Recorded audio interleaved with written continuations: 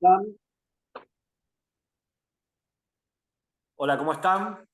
Bueno, bienvenidos y bienvenidas a este taller sobre una de las figuras más importantes, creemos, con Mariano, de la literatura universal. ¿Sí? Tuvimos la suerte de que escribiera en español y no en español argentino. Eh, Quizás el escritor más importante por referencia y también yo creo que por todo lo que ha irradiado y sigue irradiando a la literatura argentina y en español, ¿no? Jorge Luis Borges. Vamos a intentar abordar la figura de Borges a partir de elementos quizás no tan visitados, porque Borges, bueno, es un tema, un tótem que no se puede eludir si uno va a hablar de literatura, pero vamos a tratar de ingresar al mundo de Borges por otros lugares, ¿no? Por intersticios que por ahí no se han visitado tanto, pensar algunas cuestiones que tienen que ver con su primera juventud, su linaje, cómo ese linaje influye en su obra y cómo está, cómo fue la génesis de esa obra tan particular. Pensar también a Borges como un escritor tradicional o un escritor posmoderno, también podemos pensarlo de esa manera, ¿no? Cómo se puede leer a un Borges quizás multifacético. Y bueno, eso vamos a tratar de hacer estas 10 clases. Vamos a ir visitando textos y a partir de esos textos tratar de pensar hipótesis y tratar de entrar a un Borges nuevo. Sí, la figura de Borges es una figura conocida mundialmente. Si decimos escritor, casi lo primero que viene a la cabeza. Un escritor que está vestido con un saco, una corbata, es ciego y tiene un bastón. Nosotros vamos a ver al Borges anterior, al Borges que más nos interesa, el Borges de final de la década del 30 y sobre todo la década del 40, ¿sí? Y los primeros textos de la década del 50, que en general ya estaban escritos antes. Sabemos que ahí es donde se profundiza la ceguera y tenemos otro Borges, ¿sí? Un Borges que ya no lee y que eso se ve directamente en sus textos. Vamos a leer un solo texto de la década del 70 del Borges ya ciego, que nos va a servir también para compararlo un poco con los textos anteriores, pero ya a partir de la semana próxima con el primer texto que vamos a analizar, que es Pierre Menard, autor del Quijote, del año 1939, tenemos el paso ya al Borges cuentista, al Borges prosista, podemos pensar que nos interesa. Así que la idea del encuentro hoy es poder caracterizar lo anterior de Borges antes de esos textos que son los que creemos nosotros, que son los que hacen que Borges sea una figura central de la literatura de todos los tiempos, de todas las lenguas, como decía Emilio antes. Y bueno, ir pensando en esta semana, yo creo que podemos aventurar que Borges es tradición y vanguardia, ¿no? Podemos pensar que es esas dos cosas, y lo vamos a ver sobre todo en los textos, ¿no? Lejos todo lo que nos indique los textos, más allá de los prejuicios, los juicios que tenemos sobre su figura y demás, vamos a tratar de pensar cómo eso aparece en los textos y en todo caso que cada uno de los textos nos abra, ¿sí? Alguna particularidad o algún vínculo de Borges, podemos pensarlo, con la política, con la serie literaria, ¿no? Con sus contemporáneos, que eso siempre es interesante pensar, ¿no? Cómo un autor se ubica. Y antes de ir a pensar a ese Borges, el nacimiento de Borges, eh, vamos a mencionar una cuestión, ¿no? Borges, creo que como nadie, al menos en la literatura argentina, tiene claro dónde se va a ubicar. ¿Sí? Tiene claro qué lugar va a ocupar en la literatura argentina, ya de joven, ¿no? 20 y pico de años, pero está la idea de que, a diferencia de la gran mayoría que empieza a escribir y bueno, su obra va creciendo durante la escritura, parece ser alguien que eligió el lugar que iba a ocupar en la literatura argentina, no en cuanto a su relevancia, ¿no? Porque uno nunca sabe la relevancia que va a tener, pero sí esta idea de dónde iba a trabajar, y esto un poco podemos pensar de ir a cerrar el siglo XIX, ¿no? Ir a cerrar el siglo XIX y abrir otra literatura. Y no es casual que su fecha de nacimiento figure, vamos a pensar que tanto de eso hay de mito, de real, de 1899, ¿no? Esa idea de que es el último año del siglo XIX. Sí, Borges tenía esa idea, ¿no? De que ser un escritor del siglo XX era una cuestión más bien chabacana. Él quería ser un escritor del siglo XIX y creo que ese gesto, ese mito de origen es el que él mismo crea, ¿no? Pensemos que ese año es el que va a cerrar una tradición y va a inaugurar la modernidad. Podemos pensar que ese gesto es el primer gesto vanguardista de Borges, el de reivindicarse como un escritor del siglo XIX, de alguna manera, abrir el mundo a una modernidad que no existía, a una técnica nueva. Pero pensemos en la tradición, vamos a tratar de generar, bueno, primero, con los datos que tenemos, pensar en el linaje familiar de Borges, en esos apellidos y en esa suerte de síntesis que Borges va a hacer en vida para crear su propio mito de origen, que tiene que ver con, bueno, por un lado, la tradición de, bueno, los hacendados y los soldados, ¿sí? Por parte de la madre, gente de campo, gente criolla, gente con cierto vínculo con la aristocracia ganadera, y por otro lado, el vínculo con las letras, ¿no? Con el mito de origen de la biblioteca, con el mito de origen del de, calvinismo, de los ingleses metodistas, con los estudiosos, con la biblioteca y con la lámpara estudiosa, en palabras de Borges, ¿no? Me parece que esos dos mitos de origen son los que van a permitir a Borges sintetizar un punto de partida para pensarse él como escritor y situarse, generar sus propios precursores, que después lo vamos a pensar, y generar el horizonte de expectativas para su obra, ¿no? Me parece que es interesante pensar, por ejemplo, en los apellidos. Ya haciendo una suerte de árbol genealógico, pensamos en los Suárez, en los Borges, en los Acevedo, pensamos en los Haslam, pensamos por supuesto en los Borges.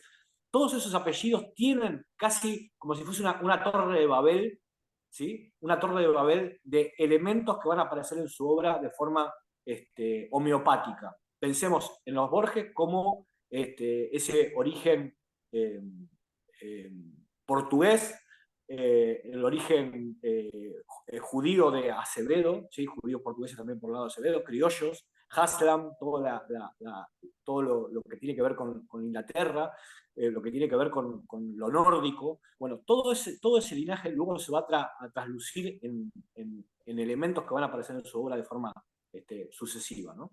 Sí, y esas fascinaciones van a estar todo el tiempo en su obra, ¿sí? Esta idea de, por un lado, los soldados, ¿no? Yo diría que lo que más influye, más que la idea del linaje hacendado, es el linaje de los que hacen la patria, ¿no? De los soldados, de los que luchan, del coraje, ¿no? De la pulsión. Y en ese sentido, eso va a estar todo el tiempo. De hecho, muchas de sus posturas políticas van a tener que ver con eso, ¿no? Hay casi un fetichismo con el uniforme, podemos pensar. Eh, y por otro lado, la biblioteca, ¿no? La biblioteca, la formación bilingüe, ¿sí? La madre, ahora podemos pensar a su familia, ¿no? A la casa de Borges, pero su madre era traductora, y está también esto para pensar el mito de origen y cómo se posiciona Borges en su vínculo con la literatura. Y sé que, bueno, leyó El Quijote en inglés, ¿no? Esa anécdota me parece que es insoslayable, que leyó El Quijote en inglés y que luego, cuando lo leyó en español, le pareció como que era una mala traducción, ¿no? Que es que ahí ya está todo el juego borgiano, ¿no? Ahí está Pierre Menard, ahí está esta idea de que, bueno, la lectura es la que hace al texto, ¿sí? Ya lo puede pensar. Y la idea es que no nos interesa si leyó El Quijote primero en inglés, y es probable que no haya sido así, pero lo que nos interesa es cómo construye ese mito ficcional Borges para ubicarse en la serie literaria, ¿no? Es alguien que como que viene de afuera, va a leer el español desde afuera, teniendo en cuenta que es el mejor escritor en español de los últimos largos siglos, ¿no? Sí, está la tradición, como decías vos, la tradición del coraje, del culto al coraje, que viene por parte de la familia materna, y la tradición del culto justamente a esto que decíamos, a la biblioteca, a la erudición absoluta, al pensamiento, a todo lo que es cabeza y lo que es cuerpo. Yo creo que ahí hay una síntesis, esta es una idea que desarrolla Piller, pero hay una síntesis un intento de síntesis en Borges de la dicotomía civilización y barbarie, ¿no? De tener esa fascinación de ciertas clases en Argentina sobre la barbarie, esa fascinación con la barbarie, con el culto al coraje, con el culto al cuerpo, algo que de lo que Borges siempre prescindió y sin embargo siempre anheló, ¿no? se me venía a la cabeza el poema Página para recordar al coronel Suárez vencedor en Junín, ¿no? Siempre recordando a esos antepasados que tuvieron un coraje que él no tuvo, pero sí tuvo el coraje de reivindicarlos a través de la palabra. Yo creo que esa gran síntesis es la que a Borges fascina, ¿no? Pensemos también en los mitos de origen de sus primeros textos, de sus primeros poemas. Está toda esa fascinación por el mundo, un mundo que él no vivió, ¿no? Me parece que ahí está la clave para empezar a pensar cómo Borges se va pensando a sí mismo y cómo va construyendo diferentes, creo yo, mitos de origen. El primer mito de origen podemos pensar que es el mito de la épica y que tiene que ver mucho con el siglo XIX, ¿sí? Con las guerras intestinas, con la, digamos, con la brecha, la grieta que atravesó el siglo XIX, con esta dicotomía sarmientina de civilización y barbarie. Y después, creo yo que hay como un mito que va a ingresar al Borges del siglo XX ya con unas miras a la vanguardia, con miras a construir una literatura mucho más alejada de ese mundo de la barbarie y de la fascinación por la barbarie. Sí, sacando el Borges de que ahora vamos a llegar en un momento de la década del 20, ¿no? El Borges vanguardista que está pensando en el presente y sobre todo en el futuro, ¿no? La vanguardia siempre está mirando hacia adelante. Sacando esos algunos años de la década del 20, vamos a tener un Borges que va a tener ese anclaje siempre del siglo XIX por dos cuestiones. Una, que la mayoría, sus textos nunca son contemporáneos, sacando dos o tres, nunca sus cuentos son contemporáneos. Y por otro lado, la idea de que sacando luego ya más grande algunos textos, lo que le interesa a Borges es todo lo que se escribió antes de que él naciera.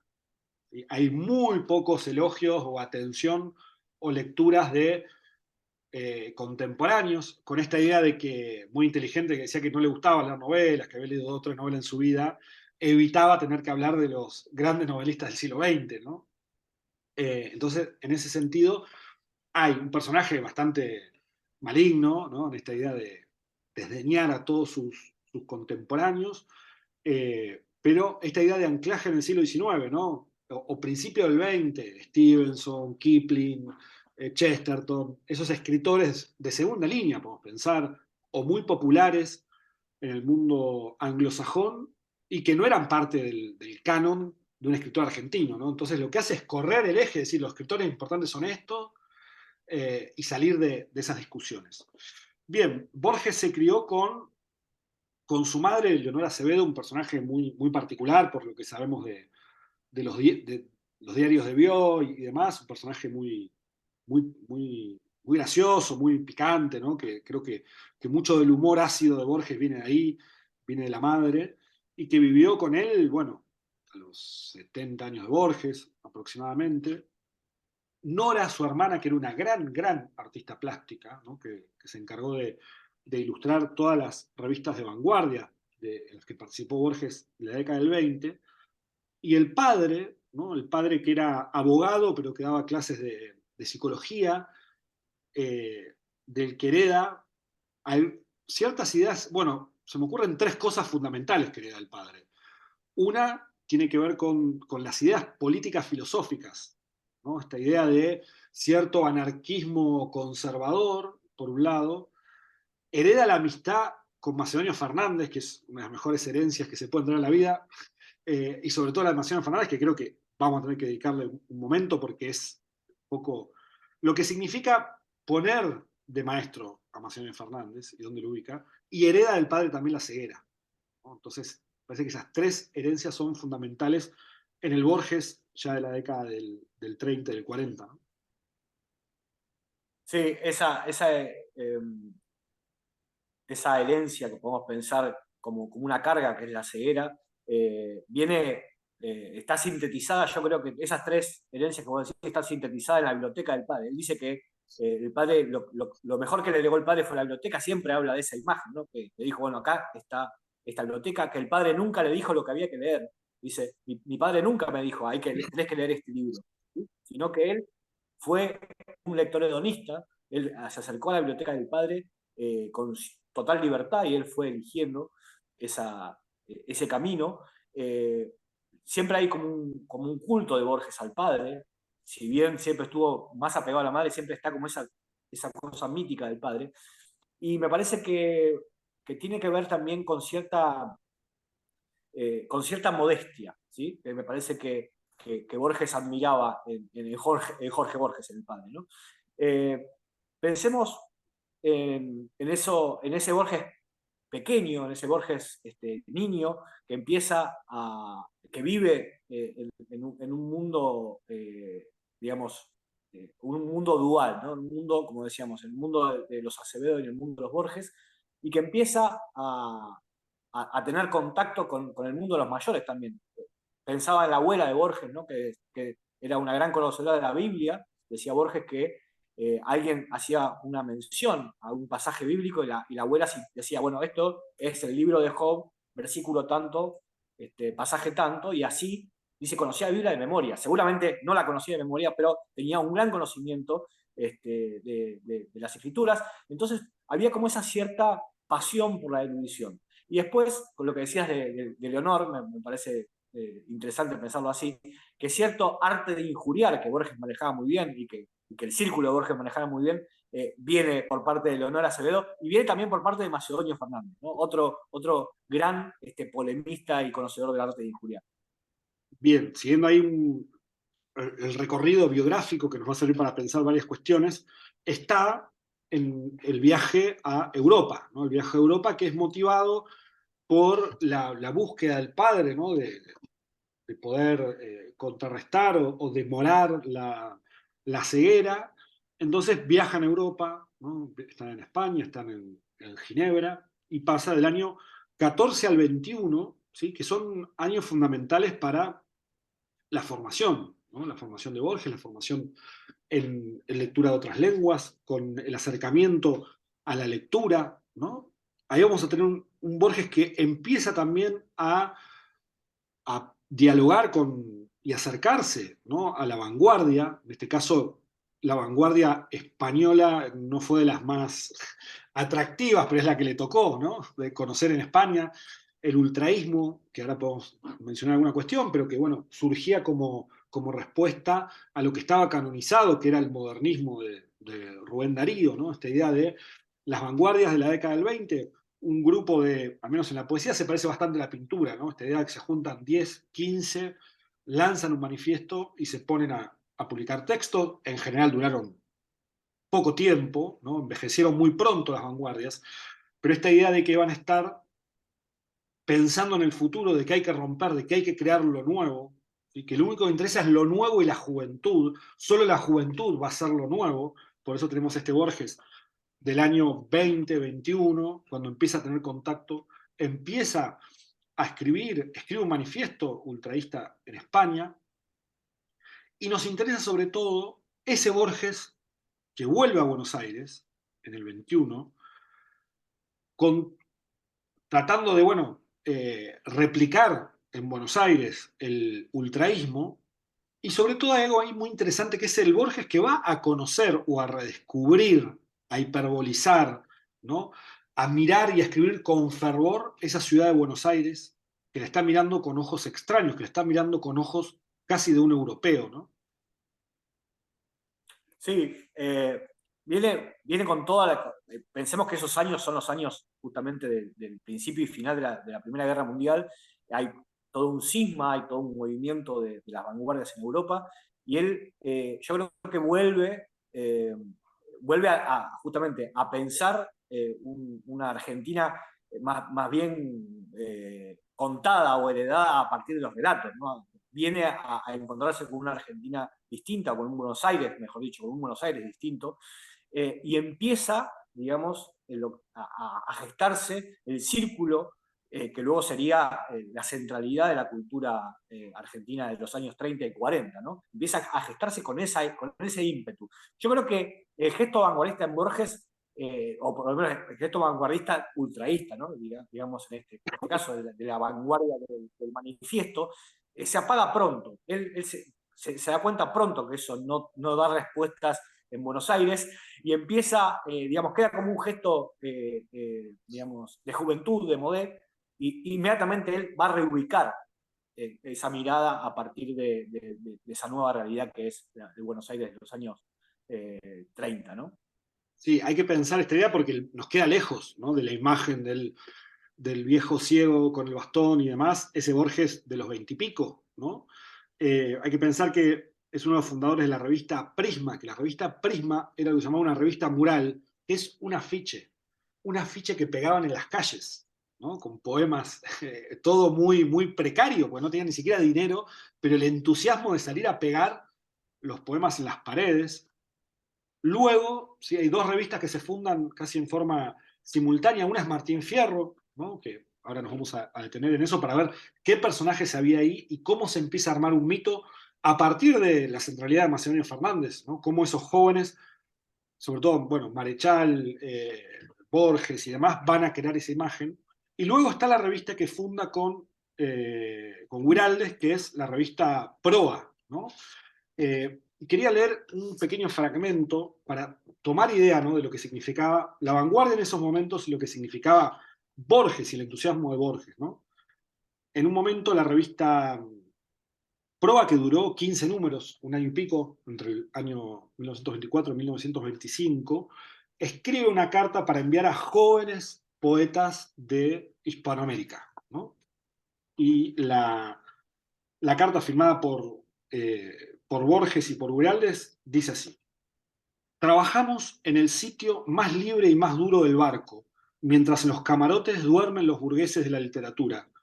Por la disposición que hemos elegido, ellos forzosamente han de pasar detrás nuestro en el honor del camino. Dejemos que nos llamen locos o extravagantes. Seamos unidos sobre el trozo inseguro que marca el rumbo. La proa es más pequeña que el vientre del barco, porque es un punto de convergencia para las energías. Proa vive en el contacto directo con la vida. Ha dado ya sus primeros tumbos en la ola y se refresca de optimismo por su voluntad de vencer distancias, ¿no? Esta idea, si bien era una vanguardia bastante más liviana, light, en cuanto a sus posicionamientos políticos, ¿sí? No es una vanguardia que se declara marxista, ni mucho menos, pero sí esta idea, ¿no? Sí, de los burgueses de la literatura. Un Borges de 20 años que va a señalar a los burgueses de la literatura, me parece que es una imagen muy, muy fuerte, ¿no?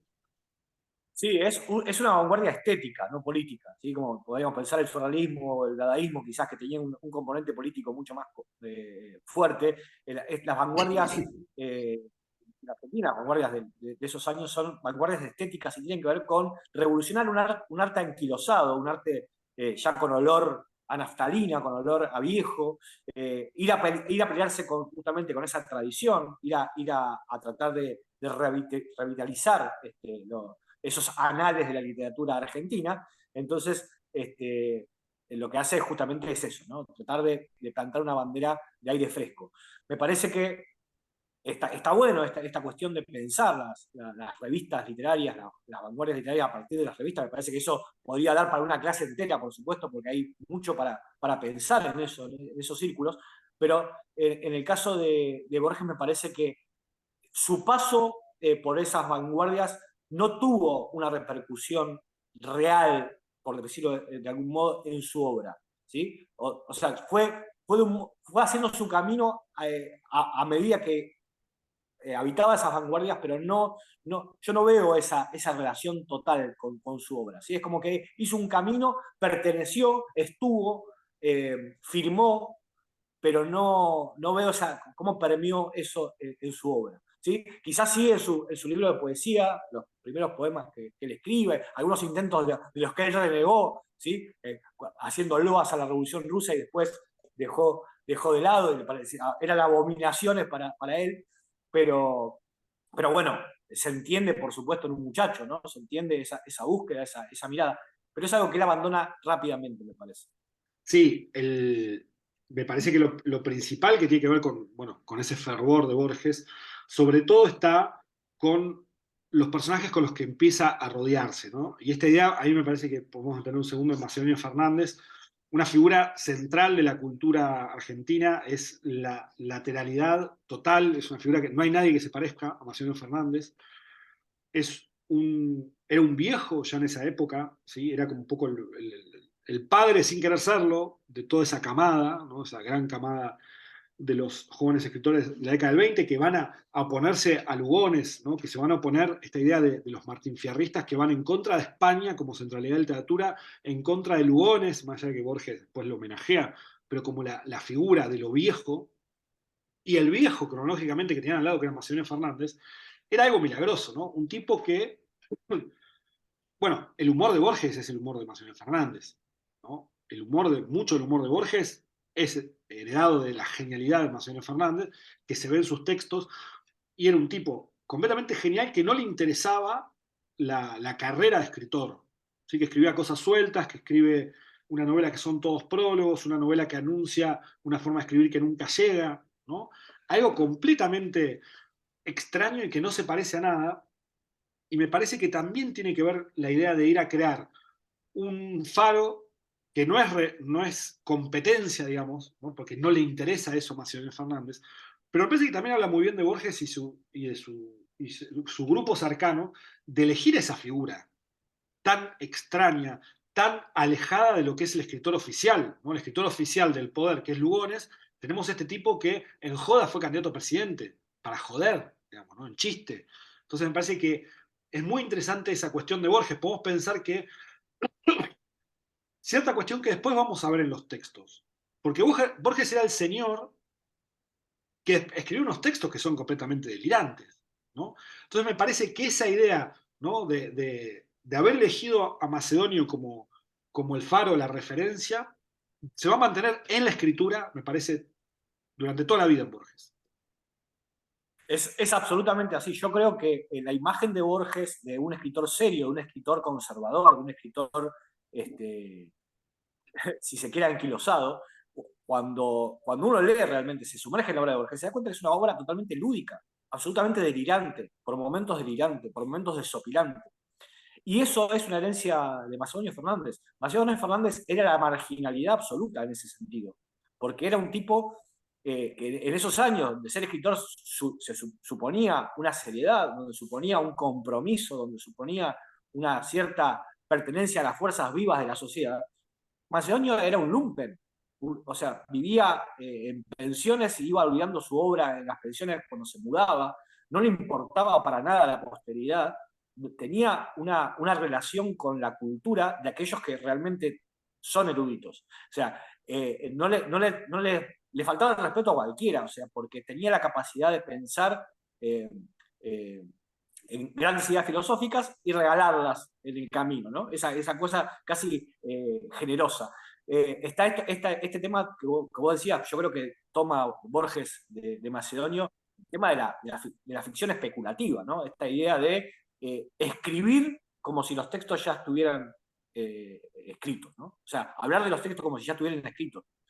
Hacer una suerte de panegírico de una obra que no existe. Bueno, eso es todo Macedonio Fernández. Eso es Macedonio Fernández. Ahí está esa idea de los prólogos de una novela que no empieza nunca. Está todo, yo creo que el gran capital de Borges, o el gran capital vanguardista de Borges, tiene que ver con esta cuestión de hablar seriamente o hacer una suerte de crítica literaria de una obra ficticia. ¿No? Eso, la crítica real literaria sobre una obra ficticia, eso es un gesto macedoniano, sin duda. Y ahí podemos empezar a pensar que aparece la genialidad de Borges, entre muchas otras genialidades, que es, sí, casi que habría que pensarlo, estoy tratando de inventar el término, digamos, ¿no? De lo que hace, porque lo que hace es traer todas las referencias, bueno, por eso es un escritor de la lectura, ¿no? Borges es un escritor de lectura y por eso después se daña su escritura cuando ya no puede leer, porque lo que hace es poner de manifiesto. Toma eso de Macedonio y lo señala. Dice, Macedonio era la persona más lúcida que había en ese momento. Dice, bajo el notorio influjo de Chesterton, en tema del trabajo del héroe, y va y le saca el argumento a Chesterton, ¿no? Todo eso está completamente en la superficie. Lo que hace es, a partir de esas lecturas, ya el hecho de ser señaladas por Borges hacen que eso valga la pena. Antes de Borges era algo que pasaba ahí. Antes, o sea, sin Borges, Macedonio hubiese sido un personaje curioso para los que lo conocían y nada más. La obra de Macedonio, o Macedonio tiene una obra gracias a Borges, a que Borges lo señala. ¿no? Y ahí está un poco la genialidad.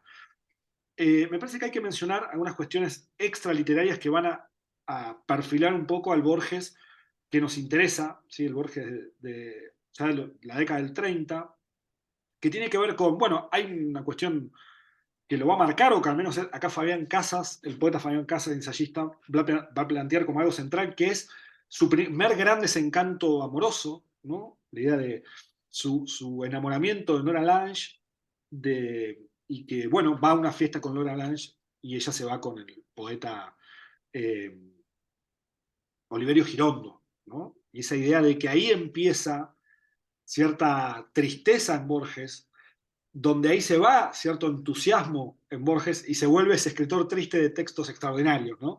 Esa es un poco la tesis de Fabián Casas.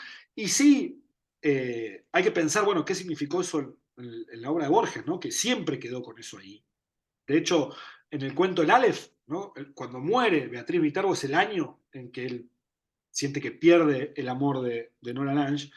Y bueno, y luego justo empieza una transición ya en la década del 30 de la amistad con Borges, con Bioy y Silvina, ¿no? Que eso ya lo va a correr de esos lugares de joven donde él ya es más grande que ellos y empieza a tener una cercanía estética como nunca antes la tuvo, ¿no? Sí, es un capítulo aparte, ¿no? Borges y las mujeres, Borges y su relación con las mujeres es un capítulo aparte, y es un capítulo de amistad y gran desdicha, ¿no? Gran desdicha de no ser el objeto de deseo de esas mujeres que él tanto admiró. Pensemos en Emma Risa Platero, María Esther de Miguel, bueno, por supuesto Estela Canto, todas las figuras eh, femeninas en su vida tienen esa fluctuación entre la amistad y el rechazo. Él sumido en un gran enamoramiento y el rechazo de las mujeres. Y hay también un mito que él crea, que es el del poeta desdichado, quizás un gesto casi te diría eh, eh, del Dante, ¿no? Una cosa esta de la prima donna, ¿no? Ese gesto hacia las mujeres de adoración. Y está también ese famoso verso de ya no seré feliz, tal vez no importa, hay tantas otras cosas en el mundo, ¿no? Decir, bueno, yo soy un desdichado en el amor y entonces me voy a refugiar en la literatura, ¿no? Bien, leo este pasajecito que no, para cerrar un poco la idea de este Borges de los años 20, que ya nos vamos a centrar a partir de la semana que viene en los textos y en el otro Borges, el Borges triste, podemos decir, según Casas. Dice Fabián Casas: pero Borges fue feliz, escribió manifiestos, pegó una revista mural por las calles de Buenos Aires, dio pelea en estética y en política, se emborrachó y bailó tango hasta el amanecer y caminó sin rumbo fijo por los arrabales de una ciudad para sentir la electricidad de esas zonas donde la ciudad se perdía en el campo, ¿no? Escribe muy bien Casas. Y esta idea de ese Borges que siempre está caminando, ¿no? Aparte de esa idea de recorrer la ciudad mientras caminaba. Bien, no sé si querías al menos dejar en la lectura algún pasaje del Borges poeta de esos años, ¿no? Que lo primero que Sí, publica Borges en los años 20 es poesía. justamente el poema que elegí tiene que ver con esto que dice Casas, que se llama El Sur, esta idea del Borges caminante que va a ir a reivindicar los arrabales, los márgenes de la ciudad, ¿no? Dice, nos quedamos con este último, el verso de Ferro de Buenos Aires de 1923, se llama El Sur. Desde uno de tus patios haber mirado las antiguas estrellas, desde el banco de sombra haber mirado esas luces dispersas, que en mi ignorancia no he aprendido a nombrar ni ordenar en constelaciones, haber sentido el círculo del agua, en el secreto aljibe, el olor del jazmín y la madreselva, el silencio del pájaro dormido, el arco del zaguán, la humedad, esas cosas, acaso son el poema. El poema se llama El Sur y está en Fervor de Buenos Aires. Muy bien.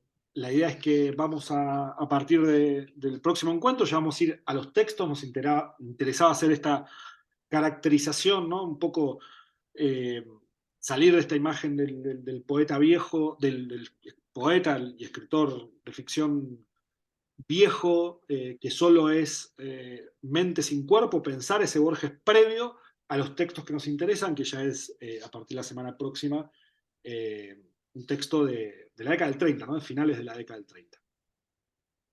Bueno, hasta aquí hemos llegado, gracias. Gracias.